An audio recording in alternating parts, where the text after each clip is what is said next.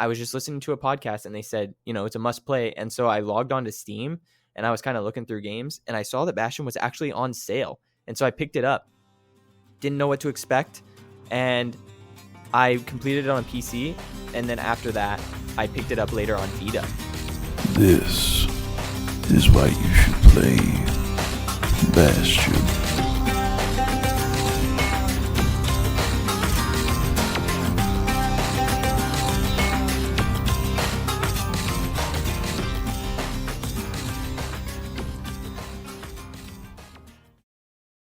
Hello and welcome to another episode of Why You Should Play. As I've said before in the previous episode with the amazing Sean Mason, this podcast is about optimism and enthusiasm and evangelism. And really, there is no more pure instance of that than the game we're going to cover today. But before we get to that game, I want to introduce another special guest. He is, first and foremost, a Kansas City sports superfan. When it comes to games, he is most notably a super mega ultra fan of Witcher 3, and I think he is a hopeless addict to Stardew Valley. And most prominently, he is the co-host of the Complete Edition podcast. One of the most enthusiastic and optimistic people that I know, Cole, aka CompulsiveNerd. How are you doing today, sir? I'm doing good. Thanks for having me, dude. I'm so honored to be here. This is so awesome. And that was an awesome intro, dude. I feel so good now. I'm working on it. I'm not, I'm not quite like a Lord Cognito level, but I want to butter my guests up for dedicating their time and energy to chatting about an amazing game. Well, thank you, and thank you for having me. For sure. So the reason we are here is to talk about this game called Bastion. And before we do that, I want to kind of give people a little bit of a primer. So many of you know the developer of Bastion, Supergiant Games. They are most known for Hades, their most recent release, which really just elevated them into the stratosphere. I believe it won numerous Game of the Year awards. It is certainly one of my favorite games of the past few years. I just think everything about that game, there is such meticulous care and consideration put into it, from the gameplay, the design, the art, the music, the characters, the writing, everything about it. I think it is just a comprehensively excellent game.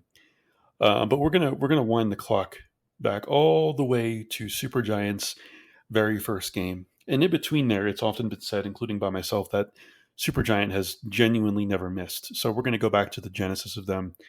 And we're going to talk about this game called Bastion. Bastion was released in, I believe, 2011. I do not have the very, very basic information for me here. Yes, it released July 20th, 2011.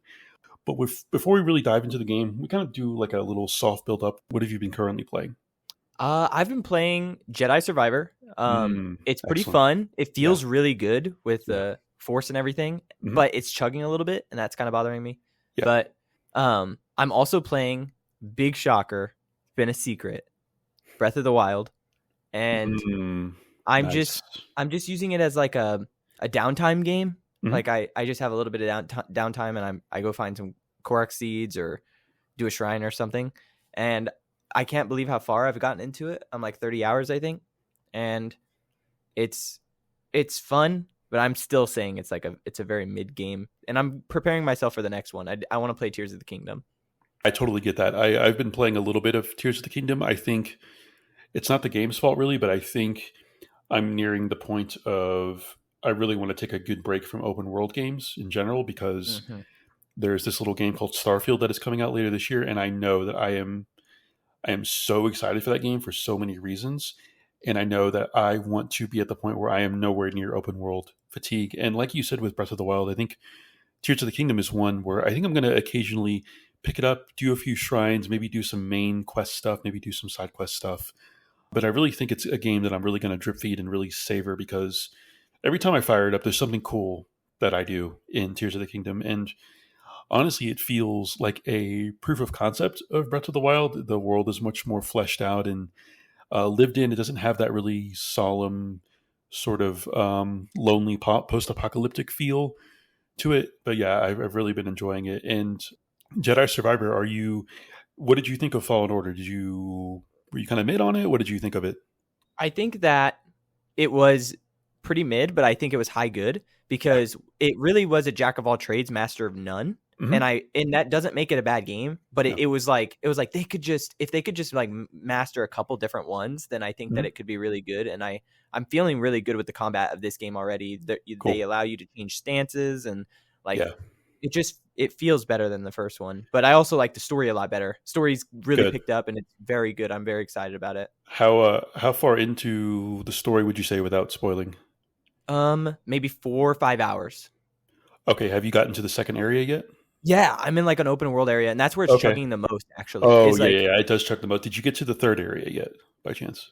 I'm actually flying there right now. Like before we started recording. Oh yeah, you're getting to the goodness. Okay, yeah, just buckle up. If you like the story now, then oh man, you're in for a ride. I can't wait. I'm like on a desert area. That's where I'm at. Yeah. You'll definitely have to keep me informed. I've had 3 or 4 different people just DMing me and talking to me about the game. It's been so cool to see how many people were like, they were kind of like you. They were pretty mixed on the first game, but the second game is just such a step up. I know with a lot of games, people just tend to say, "Oh, the sequel is just more of the same," but I think they really did a good job of elevating from the predecessor. So yeah, I can't wait for you to play more of that and discover more of the story. So with get into this game, Bastion, what I'd like to do is kind of the theme of this podcast obviously is underappreciated games, and really what I think is tied into that is the experience of discovering the game, finding out about it, even if it's just simply through word of mouth or what have you. So do you recall how you discovered this game and were made aware of it? I do. So this game, I was a couple of years late to podcasting. So like I started discovering podcasts while I was working a job in I'm pretty sure it was my like late teens, but anyways. And they were like a must play game as Bastion, and it was my first Supergiant game. And then my second one actually was Hades, and then I went back to Pyre, and I still haven't played Transistor, but I want to. And with this game, I was just listening to a podcast, and they said, it's a must play. And so I logged onto Steam, and I was kind of looking through games, and I saw that Bastion was actually on sale. And so I picked it up. Didn't know what to expect, and I completed it on a PC, and then after that, I picked it up later on Vita. But it was my very first Supergiant game.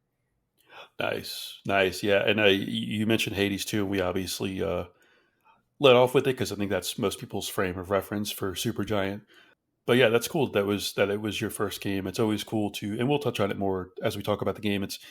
It's cool to, in my case, really play the game from beginning to end and see how it informs future titles, specifically Hades. I think there's just so many commonalities between the two that I'll be excited to elaborate on. But my origin with this game, I don't really remember a specific thing. I just remember people recommending it. I think my brother may have actually gotten me onto it. He's kind of like me. I think I play a wider variety than he does, but he plays a lot of variety of games as well. I just heard about this game called Bastion. I mean, like the art's cool. You have this kind of like cool looking kid with wild hair, and he's kind of sitting there pondering. He's kind of doing the Rodin's thinker pose, the famous statue.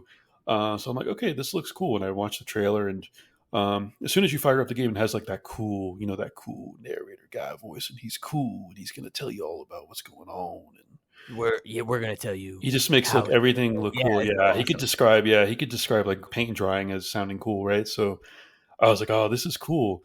And I played a few levels, and again, people are going to laugh at me because they know how I am. I dropped it and never got back to it, but a couple of weeks ago, I got the new OLED Switch finally, the Tears of the Kingdom, and I was like, you know what? Let me download some games. I'm gonna have a little bit of downtime. I probably won't have much, and I knew that I really didn't want to dive into Tears of the Kingdom because that's going to devote so much time that I'm not going to give it its proper due. So I played Bastion a couple of weeks ago during some downtime, in bed while on vacation, and I just got addicted to it.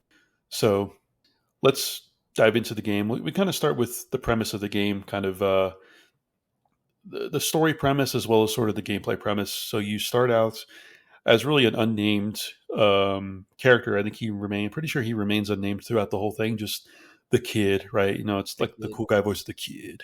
It's always referred to as the kid. And there's the narrator, which we don't really want to spoil. You learn more about the narrator as well. And he is basically tasked with rebuilding the world for all intents and purposes. The very foundation of his entire country and world has been destroyed, and he's on this little on this fragment, this core. I think it's called I forget the exact name of the area, kind of your home base that you operate in. But this event called the Calamity happens, and you are basically tasked with rebuilding the world, and that involves going out into other locations to retrieve some materials to rebuild the world, and plays into the gameplay as well. You unlock mechanics and abilities and weapons. And were there other things that stood out to you as far as the kind of the premise and the setup? Yeah. So this is so interesting. Okay, so the name of the place is Calandria, I think, something like that. Caelondia, Caelondia, I think. Yeah, and the game is kind of funny because of how the narrator is. Like, the narrator has so much charisma, and like it, he's like, the kid's hitting stuff right now. Just give it a minute, and like he gives you a little bit of like humor as you're going. But the game is incredibly somber because as you touched on, it's like the world has ended and you're exploring, and like that's the setup of the game, and you have to understand why the world, like what the calamity is, what happened to the world, the world before, the world after, all of that. It's all in the game as the story. So that's like the premise of the game, and it just is. It's an interesting balance to have humor like they have with the narrator, and then something so somber at like the end of the world, and it's balanced so well in this game. And I'm always surprised whenever like I think about it or I listen to it, because the soundtrack just continues to slap forever. I don't think it'll ever get old. But like, we'll talk about that later. But it's just like it's one of those things where you just don't get that kind of balance in games very often, and so it's kind of cool to see the premise of the game like fleshed out so well. Yeah, for sure. It's a good sort of juxtaposition that you mentioned, that, like we said, the premise of the game is very post-apocalyptic, but from the music and the art style and like the kind of vivid narration, you would never guess, right? So it throws you into this really sort of desolate, somber situation. But like you described with the narrator, he just makes the most, even the most basic combat moments, like, oh, the enemies came up upon him, but the kid had no trouble. He just swatted them away. He makes everything sound so cool, and the art style is so. We'll get into the art and the music later, which we'll just gush over, but it's really, really cool. And it eventually does introduce additional characters, I think, right at the right time, and it does it really, really well. So, yeah, that's basically the setup and the premise of the game. So we can kind of get into the gameplay and the loop. So you're in this home base area, and I'm still forgetting the name of it. I mean, the country is called Caelondia, but I forget the name of the home base is actually Bastion.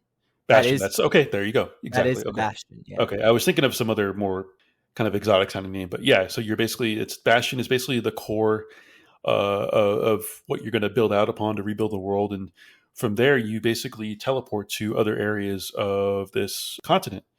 So it's like, hey, we're detecting another piece to rebuild the world out here. And you basically go out to this other area of the continent, which is essentially a level, and you go and retrieve something, and you fight enemies, and you come back with the material. Maybe you'll occasionally fight a boss, but yeah, that's the basic premise. And where did you want to kind of springboard off of from there? So from there, I really like the way this game, it has a lot of different weapons and a lot of different styles that you can play as. But not only that, but it feels like every single time something is introduced with the gameplay, it fits in that level really well, and maybe even the next level. And then there's like additional things that you can do, like get 50 kills with whatever you're given. And it's really cool to like play with the gameplay that way, because it makes you use different things, and I think you can switch on the fly. And it just is like one of those things where when you've maxed out something and you've used it enough, you're like, I understand the feeling of it, but I think I prefer this more. And then you like, because you are trying so much with so many different things, I think that the gameplay really lets you like, get in where you want to, because we'll talk about some of my favorite stuff later, but like, I know what I primarily used and what I didn't, but I know I used everything, because the game really entices you to do that so that you can earn more money and you can upgrade things and unlock everything. And it's really, really fun.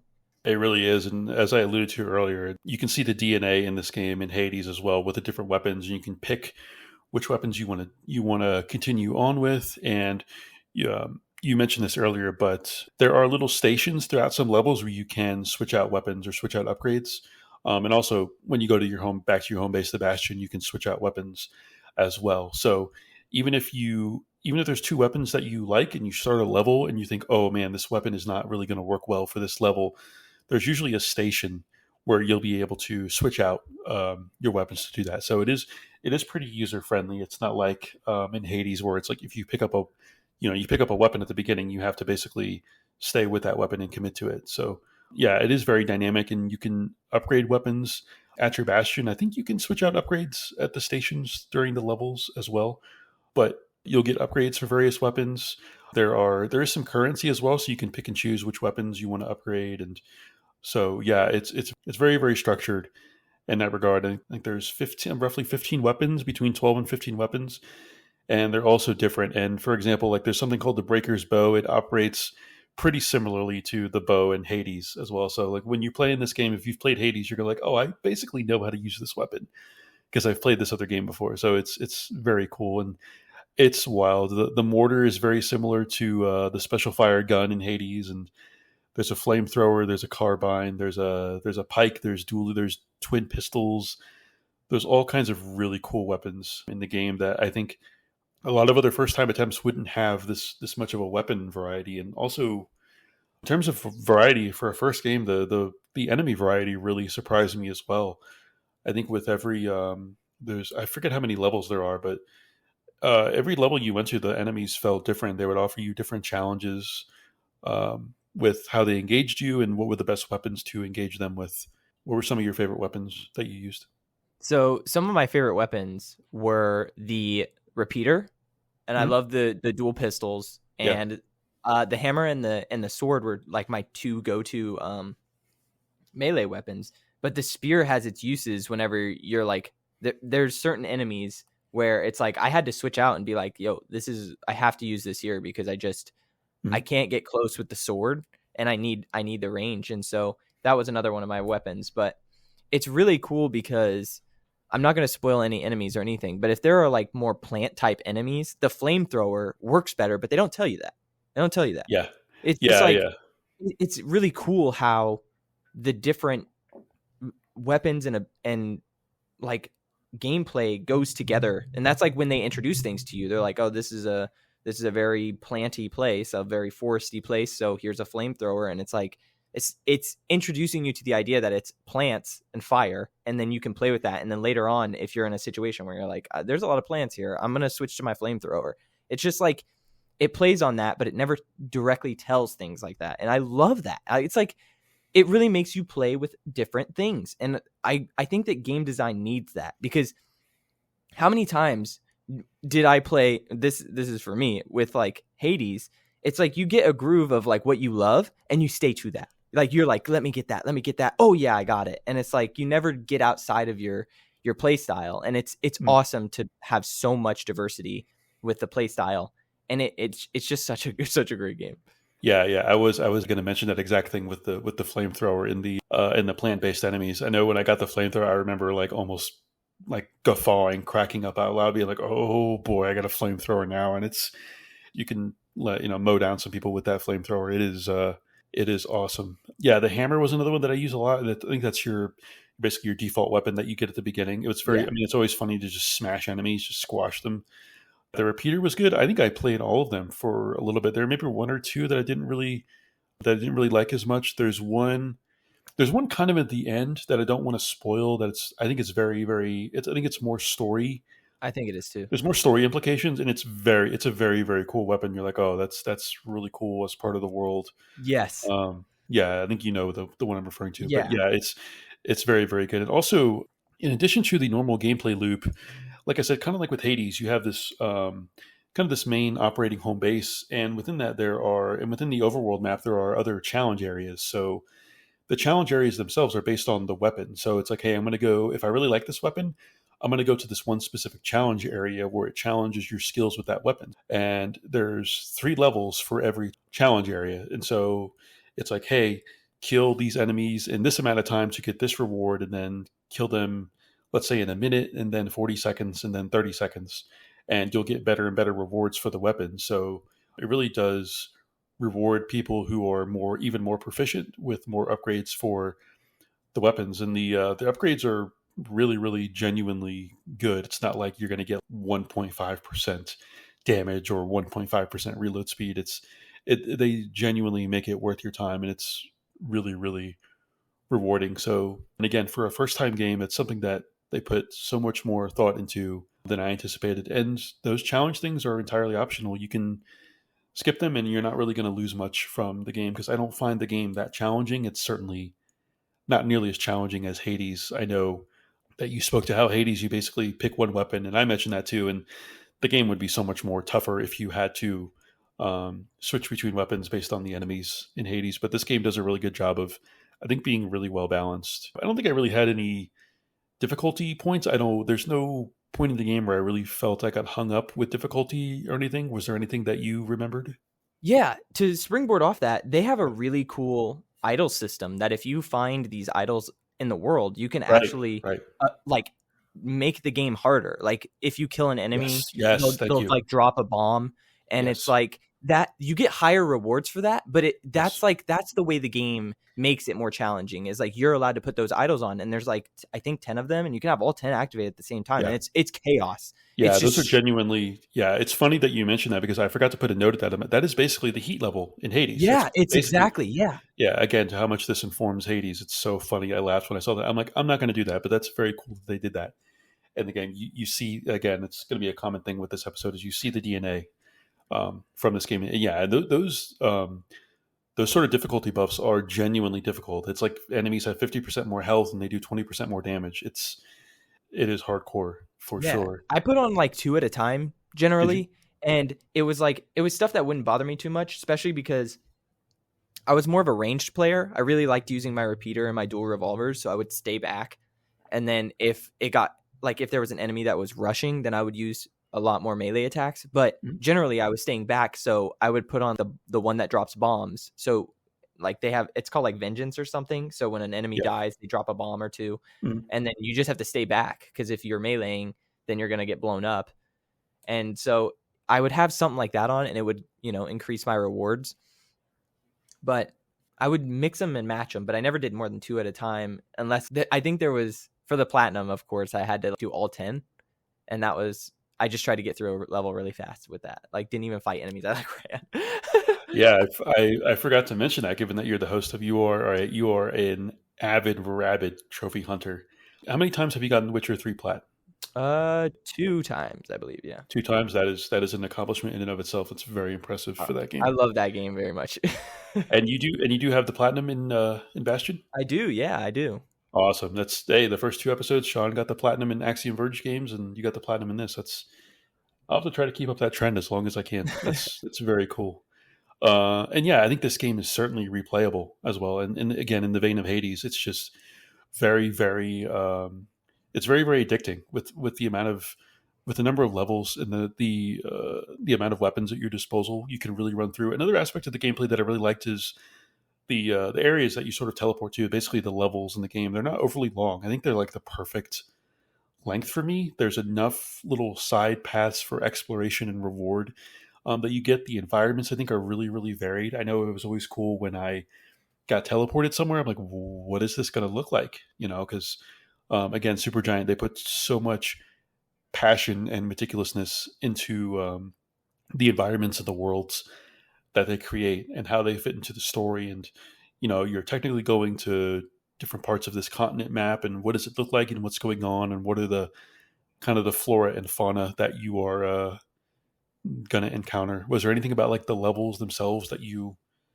really like or appreciated or stuck out? Absolutely. And this is exactly what I wanted to talk to you about, and I'm so glad that you set me up, because I don't know if you've noticed, but like because of the calamity, the kid, when it's loading, is always in the corner of the screen, and it looks like he's free falling. And he's actually like riding wind over to different parts of the world. And so when you start every level, he lands on his face. He's just riding the wind around. And I'm like, that is such an awesome like touch.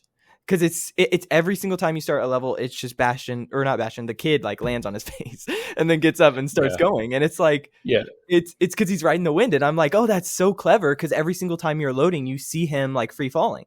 And I'm like, oh, okay, I understand. Like that's how he's getting to the different parts of the world. That's so cool. That's cool. I think it's a little bit of storytelling. And again, not to go into spoilers, Right. but I think the kid is probably not necessarily someone who was experienced with that technology. So he's probably like, what am I doing? Yeah. You know? Yeah. So that's really, really funny. And yeah, and the kid is, he's, they got, again, it's a first time game. So there's limitations with what they can do. They're not going to have like a robust amount of voice acting, right? Because it's really, really expensive to get voice actors. But the way it works with the narrator himself basically adds the personality of the kid. He's basically like his hype man, even though like I said, he's very subtle and subdued, and he sounds cool. He's not like a WWE hype man. He's just like, yeah, this kid is cool because he's doing all this stuff, and Yeah. obviously you're controlling him, so it's like you're just as cool as the kid is. The narrator is telling you that you're cool as well, not just for going through all these levels, but like basically you are cool for playing this game, and not like a really try hard way either. Now he's like, Even though again, he'd just be yeah, like, yeah, the kid had no problems. He's moving on. yeah, it's no problem. Yeah, Yeah. he just took out that boss in the end. No problem, no issue. Yeah, no sweat. It's so awesome. Um, So good. it really is great. I'm trying to think of were there any other aspects of like the overall gameplay loop and anything else that you wanted to highlight?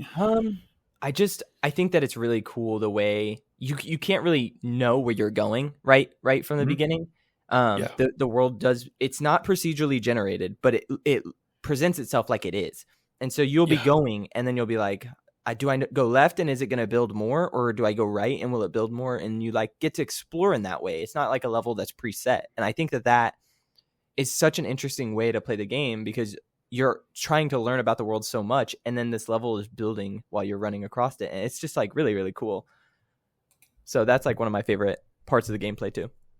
Yeah, I really like that. We spoke about that briefly just before we started recording. It is almost dreamlike. It's like the level is being animated or constructed as you're walking, so you're not sure. You're like, wait a minute, am I supposed to go this way? Is this the way to go? Yeah, that's a very cool effect. It is, like I said, it's very dreamlike almost. It makes you wonder, like, is this kid actually experiencing all this? Is he actually really doing this, or is he like, is it all a dream somewhere? But no, it's a very cool effect, and it adds. I think it adds a lot to the environment. Yeah. It makes everything more sort of mystical and fantastical, And then the narrator, if you like fall off the side, he does a little. He's like, "Well, I don't think that's the way to go," and it's just like, "Damn, I fell," Yeah.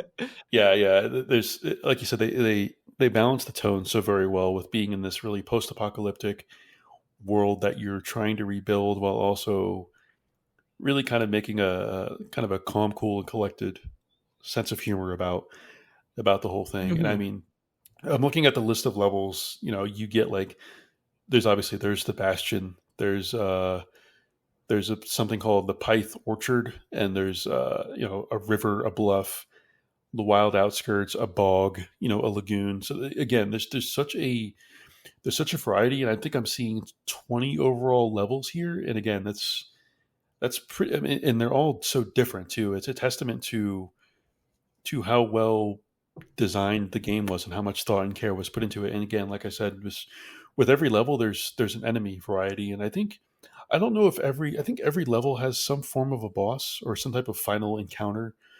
If it doesn't have that, then it to has kind of like a survival little aspect where you'll be in a ring and they're just bringing lots and lots of enemies on you, and you're like, I got to survive this to get out of this level. Yeah, in fact, I think there's one level that has like one of those moving platform gauntlets, similar to the second level in Hades, where it's like, oh, I've seen this before, I know what to do. So you basically have to fight them off, and there is a lot of surprising story elements as well. And I think we can briefly talk about this for the gameplay in this overall loop, is that there are going to be a few companions that you come across, which I think is good. It's not entirely just solitude and desolation, and you're not on your own the whole time necessarily. You are going to come across, I think, 3 other characters throughout, and all 3 characters are very, very vital to the world and to the story and what's going on. And it really, how the story transpires and how it informs the characters is done really, really effectively. And like I said, was very, very unexpected. I didn't expect that for this type of smaller game. What struck out to you, without spoilers, about the story of the characters and such? What struck out to me is that, and we're going to talk about it later, but it's surprising how integrated the soundtrack is into every character. And I would constantly, as you are like looking around and the way the art style is, you're like, wow, like this place is different than the last place based on just what I'm listening to. And like, it kind of sets the mood. And another thing that I wanted to briefly mention is how awesome the counter system is with the shield. Yes. Like it's so I feel like it's underutilized, but it's something you always have. And it's just like, it can be so helpful. And it's just such a cool system. And I highly encourage anyone who plays it, like, keep that shield in mind. It's really great. Yeah, it really is. It really saves your bacon a lot of times. And like you said, a good counter like always feels good. And again, for a first time game, it feels so good in this game. The characters you come across, they're very, very memorable. And again, it's along with the rest of the game, it's very, very deliberate, why they're there. There's more, safe to say there is more going on, with the characters and the world. And I found it very, very impactful at the end, so much more than I anticipated to. And I was strongly considering doing this game for this podcast, but the last act or so, if you will, it's like the last third of the game, I'm like, oh, this game has to appear in this podcast. Like this game should be played, and Supergiant should be known for so much more than Hades. It does them a disservice to not really go back and, I would say, start with this game, especially if Hades is the only game that you've played, and you'll be able to pick up this game pretty quickly and play it. I think there's really anything else that we can go into about the gameplay of the loop without really spoiling. Yeah, you'll definitely want to keep building out your Bastion, your home base, and it'll make it pretty apparent when you can do that, and it's very, very rewarding. Again, similar to Hades, not as in depth as Hades. Like, you're not going to be nearly a dozen things that you have to run around and upgrade and everything, but it is you can see the DNA Right. in this game. I kind of want to ask you something, which I don't know if it's too spoilery or not, but there are aspects of this game where, with the characters that you mentioned, their story is told in a very interesting way, and I think it's optional. And so there's these like memories that you have to play through, and I think it's an interesting way to tell a story because you are so interactive with it that it's dependent on your gameplay if you get the whole story or not. Do you know what I'm talking about? Yes, I think I do know what you're talking about. It's also It's very very heavily heavily narrated as well, right? It starts with like, Yeah, like there's narration. There's narration between like yes, waves of enemies that that's you right. fight, right? Yeah, definitely do those as well. Again, it's not something that's readily apparent, but you don't have to explore too much in this game. There isn't it's not a massive hub world. The levels aren't massive. You won't really have to go out of your way to do it, and it's very, very rewarding because you learn more about the story and the characters, and you also get rewards like you normally would in combat. Like, you'll get materials to upgrade your weapons or to upgrade buildings or abilities or what have you. So yeah, that's a really good point as well, that you don't really have to go far out of your way. Like, you're not going to be exploring buildings. You're not going to be, accessing entirely hidden away dungeons, or there's little short paths in the levels, and everything that you can discover is pretty within your vicinity of the main level or the hub world. And definitely do it when you go to the when you meet the new characters. Definitely explore them, because I will tell you, you can say that we can say that it will pay off. The stories give me goosebumps, without a doubt. Like, they're absolutely phenomenally told, especially by that narrator. That narrator deserves like some kind of award for that. Like, he did so good. Yeah. Again, it was very deliberate. There's not too many characters. There's 3 of them. So again, everything is manageable with getting the full story. It's very, very rewarding, and it's a game where, I don't say it often, but you'll want to see all of the character and story stuff through, without a doubt. It makes the end so much more. Would you say this game is like, for sure, what, 6 to 8 hours? Yeah, right about there. I would say if you're getting into double digits, that's really pushing it. But yeah, it didn't feel like that. It felt like, and this is going to sound weird, but it felt like I played so much more of a game with how much is thrown at you in such a short amount of time, but it's still manageable. Between the weapons and the story and characters, It feels like I played a game that had 20 hours of content, but it was only, like you said, maybe 6 to 8. Yeah, it's really good. There's some, again, we discussed this before we recorded, but there's some caveats that we'll go into about the game. But to continue on gushing about the game, okay, let's just get into the art and the music, where I think all of Supergiant's games just really, really sing. And again, if you've played Hades, you know just the level of care and dedication put into the art and the music is just, it is truly exceptional. The composer's name is Darren Korb. I think he's done all of their games. He did Hades. He's just a maestro. I understand that he played the soundtrack basically in his apartment the entire time, and it didn't take him very long to record. I think he did some of these tracks in one take with a guitar, and that was pretty much it. And he sent it over to them. Again, it has that sort of really first game indie spirit energy. But like you said, every level has its own music and art style and expressiveness, and it all just comes together in like this excellent symphony that's just a sight to behold, and it just tickles the ears and massages the eyes. And I played it on the OLED Switch handheld, so it sung even more on the OLED. And I'm done gushing for now. I'm going to take a breather. You No, yeah, go it's off.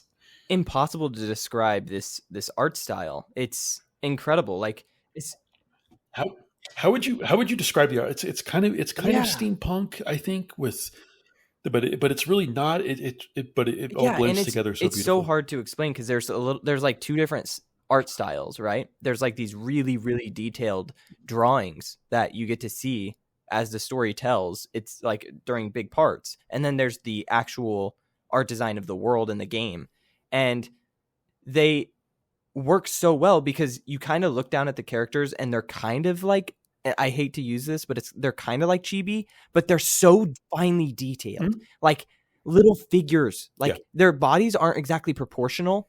Like even in the drawings and the way the story's like drawn, it's like they're really small. Like Mhm. they're very, very small in the world. And it's so cool to like see how it's done. And it's again, you cannot neglect how finely detailed all of the drawings are and the entire like all the art is. And that goes right along with how the music is playing because you're just exactly what you said where your ears are massaged and your your eyes are just exploding with this beauty, you know. It's unbelievable. I definitely have to say it's like up there with some of my favorite art in games just because of how it meshes so well. Yeah, it really does. And again, for a first time effort, this is maybe these two things, the art and the music, are maybe the most impressive aspect of it. Because like you said, a lot of indie games, they'll go for like a straight up just retro sort of nostalgia feel with like maybe like a chibi art or a pixel art. This really does feel like its own thing. It's like, yes, it's an indie game. It's a first time effort, but again, there's such a level of care and sense of dedication and passion and meticulousness to every single sort of pixel that is put on the screen. They said, "Hey, we're going to create another level. This is what we're going to have the level look like. This is what the enemies are going to look like, and they're going to fit in this area, and the music is going to fit in the area as well, and it's all going to come together." And not only that, we're going to make the levels feel like they are part of this greater world, because in the world of this game, you're literally going to other areas of this map. And when you go on later on into the game, you're like, oh, it really does all sort of come together. And the way the narrator speaks, he kind of has a knowing knowledge of these areas, and kind of makes vague references to them and what purpose they served before the calamity. And it really all fits. It all has a lived-in aspect, whether or not human beings live there. Like you said, there's plants and there's flora and fauna that will be very hostile to you. And yeah, it all just meshes together so well. And it's funny that you brought up the characters. They really are. They're that kind of, they're like very smaller humanoid. I wouldn't call it, maybe like they're kind Yeah, of like dwarf yes, like. that's It's exactly weird, right. but it fits. Yeah, it fits with the rest of the world, the way the buildings are constructed and the way the weapons are. It's just so well done that I became more and more impressed as the game went along, because it's like, oh man, they're continuing, not just that they put another level, but it's continuing to build out this world, and it's continuing to inform us about the characters and what happened. And certain revelations about the chain of events and why, why are we here? Why are we rebuilding this? What happened, and what happens next in the story? And it's just exquisite. I really can't. It really does have to be experienced. I could cite some specific levels. I think we alluded to some of them, but I don't want to. I don't want to go into Yeah. spoilers too much with what happens in the game, because there are a lot of, like I said, story and character implications. But yeah, in terms of the art, I do like, without again, I don't think this is a spoiler. The kid has some sort of, I think it's like an architectural background. He worked as like an architect. I think he basically is a builder. You can kind of see from his getup, he has this sort of industrial looking armor on. He's not really a warrior. He has the hammer in the photo, and again, the hammer is what you start out with. So yeah, he is a builder. He kind of is the man for the job, and he kind of looks at. He's not necessarily a warrior, like we said. He goes through the portal and he smashes down on the ground every time, because he's not really a worldly type. He hasn't really traveled around a lot, so you kind of have the narrator describing everything to you. And I think it works because when you're in these unfamiliar elements, these other levels, these like I said, a bog or a swamp or other areas, the kid is just as unfamiliar as you are. So the way it works with the art, with the levels being built out, it is like you're lost and you're going to this place for the first time, just as the kid is. Were there any, I guess without going into spoilers, was there any specific tracks, or I guess you can mention some levels as well if you want, that not necessarily a spoiler? I don't know if I have any that aren't spoilers. All my favorite ones are spoilers. They're absolutely incredible moments that I don't want anyone to be spoiled on. There's this level where the soundtrack is integrated so incredibly that as you like move around, you can hear the sound and the music getting louder. And I think that whole thing is just an amazing piece of level design, and it fills you with hope in this desolate world, and it's really, really amazing. Yeah, and it does a good job as well. You just made me think of this, is that when there are, I would say, the levels themselves, it's actually pretty chill. You can go about it at your own leisure. Enemies will appear and you can kill them, and you can go explore and find those upgrade stations and find little nooks and crannies. Little, like I said, it's not really that involved. There's little side paths that aren't going to detour you much, maybe 30 seconds or so. But when there is a sense of urgency, like there's some moments where it's like, hey, you need to do this quickly, or there's maybe like a sequence where, hey, something is collapsing and you need to get out. The music does reflect that well. It does set a sense of urgency. It does communicate to you like, hey, this is, you have to move. You have to kill all these enemies quickly, or you have to do this in a certain amount of time, and it does do a good job of that for sure. Was there any other during the course of our conversation or in your notes? Was there anything else really about the game positively that you wanted to highlight? Or I think I covered everything I wanted to. That's not spoilery. The last section of each of these episodes of this podcast is going to be what I call caveats. I don't want it to be negative, but I do want to kind of like set some qualifiers and people's expectations with the game. Is that the main caveat? I think we both talked about this earlier. Is that this game is sort of broken up into, I would say, two broader loops. There's one loop where it's like, hey, you have to go to these levels and retrieve all these objects, but then you're really not quite done. You have to do basically another set of go to these other areas and grab these objects. So there will come a point in the game where you think you're done. You're like, oh, I got all these objects to rebuild this thing, and but then it sort of starts over again. But again, it's a spoilery thing. There's major story implications. So it's just to temper people's expectations, that if you feel like, oh, you're kind of groaning and you're like, oh, they're making me do it again, just trust me, you will be rewarded, even though that is a sort of caveat to go in with. And there's so much more to it. That saying that there is another sort of overall loop of where you have to go to other levels isn't really a spoiler necessarily. It's just to kind of make you aware of it. I would agree with that. And it's a little bit interesting, and I'm glad that you kind of agreed on this, because there's sometimes where you're a little bit misled. So sometimes levels won't have anything. You'll get to the end and it'll be like, this level didn't have it. And then you like go back to the world. So it's like, do you feel like you wasted time and it was filler? A little bit. But at the same time, the gameplay is so good. It's so good that you shouldn't really care, especially with how short the game is, and also the reward of the narrative during those parts is plenty enough to where that should not color the game negative for you at all. Like we've said repeatedly, like the narrator makes the most mundane things sound cool. And it does, like you said, even if you go to an area and there wasn't like a big cool boss fight, you didn't like get like a super cool item, you maybe got like a few upgrade materials. The levels aren't very long, and there's nothing where I felt, like you said, there was nothing that I did that I felt was a waste of time. There's a sort of second half of the game where it is, again, everything is just ramped up for reasons that we're not going to go into, but yeah, it's definitely very rewarding, and it's not very long, and it's just jam packed. What was there? I think there were some other caveats. I think you had mentioned as well, something about weapons, perhaps.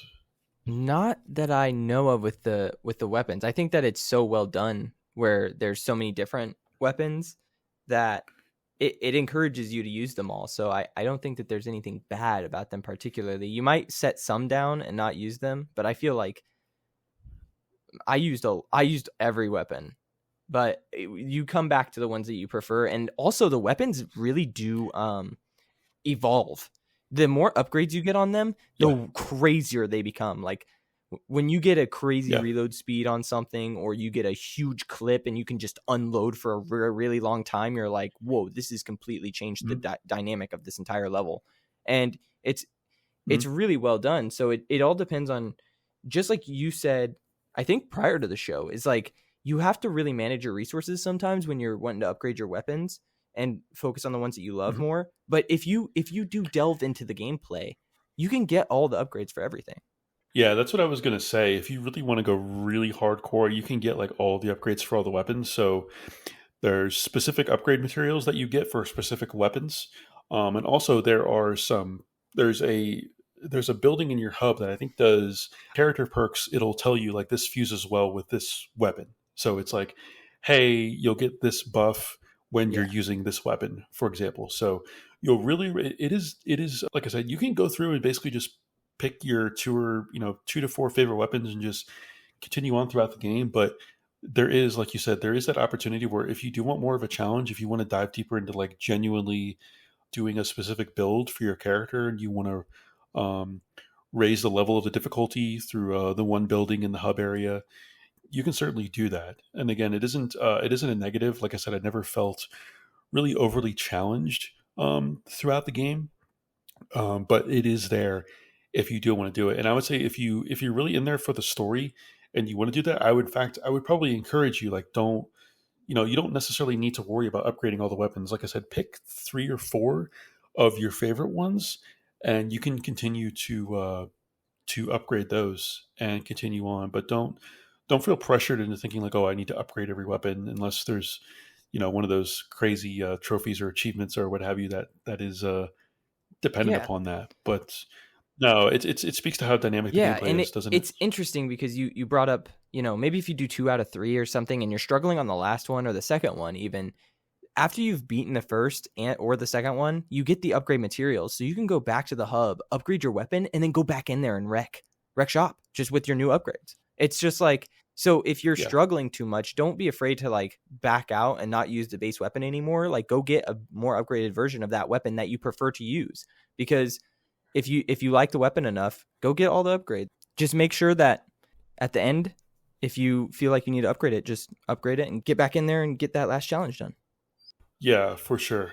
It is a surprisingly low stress game for how I think the stakes and the stakes for the characters in the story really does a good job of escalating until the very end. And as you're continuing without the story and you're still playing the game, trust me, there will be another weapon, right? Till like pretty much the very, very end of the game. I think up until like the second to last level, you're gonna get another weapon without a doubt. And you'll kind of know there's a weapon near the end that you'll kind of know is, again, it's very sort of heavy story implications. It's very symbolic, but you will get to it. And I think my final, I don't know if I wouldn't even call it a caveat. I think we're done. Were there any sort of like, I don't want to say negative, but were there any sort of things that you wanted to point out to maybe temper people's expectations or that they should know going in? I think that We covered it with the the middle portion. I think that's where it's maybe it's weakest, but it's for story.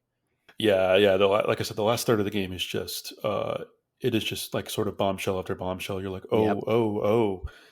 And then there's such an exclamation point in the end. It makes it also worth it. And even the middle, like I said, it's not overly time demanding.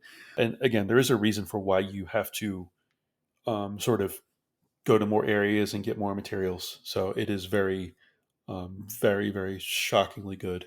The last sort of thing I wanted to talk about with this game is there's so many similarities to Hades. Like the DNA in this game, like I said, is all over Hades. And I know one aspect about Hades that people may not have really liked is the roguelike element. And I would say that if you liked a lot about Hades, if you liked the sort of gameplay, how it felt to play, the weapons, the art style, the music, I would say definitely give this game a shot. It is much more straightforward in terms of story and gameplay loop. It's not predicated upon you dying to upgrade your character and your weapons and all that stuff. So I did really want to point that out, that if you weren't hot on Hades or you didn't like it because of, again, roguelike, you should definitely give this game a shot. Don't let it being the same developer, turn you off. Definitely give this game a shot. Again, it's not near the time demand. I know Hades, you die over and over again. It's going to take you, dozens of hours to complete. Hades is much more difficult than this game. There's no flaming chariots bombarding you. There's no like super difficult boss battles. There really is no RNG that I can think of. For the most part, it is just a comprehensively good time. I wanted to add that as well. Would you I agree think that it's super interesting. If you played Hades first, playing this game, you're just like, wow, so this is where Hades comes from. Like, this is where it all began, really. And it's really cool to see that. And so if you have played Hades first, definitely play this game. It's very cool to see. Yeah, I wanted to emphasize that. This is not a roguelike in any way, shape, or form. Like you said, there's no procedural generation, even though the levels animate like there is. It's very, very cool. Was there anything else in your notes or that you wanted to cover or no, talk about? I think we covered it all. Awesome.